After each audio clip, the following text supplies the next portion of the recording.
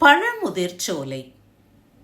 காடும் அருவியும் குன்றும் காண்போர் மனத்துள் கந்தவேல் அருவ நிலையை அறிவிப்பன என்பது திருத்தலங்களுக்கு இல்லாத சிறப்பும் பெருமையும் உண்டு. சைவமும் வைணவமும் கைகோர்த்து கூடி குலாவுகின்ற கண்ணிற்கினிய காட்சியை கண்டுகளிக்க முடியும். இங்கு அழகே திருவடிவான செந்தமிழ் முருகப்பெருமானும் அபிஷேக பிரியரும் அலங்கார நாயகருமான திருமாலும் எழுந்தருளி திருவருள் புரிகின்ற காட்சி வேறெந்த திருத்தலத்திலேயும் இல்லாத ஓர் அற்புதம்.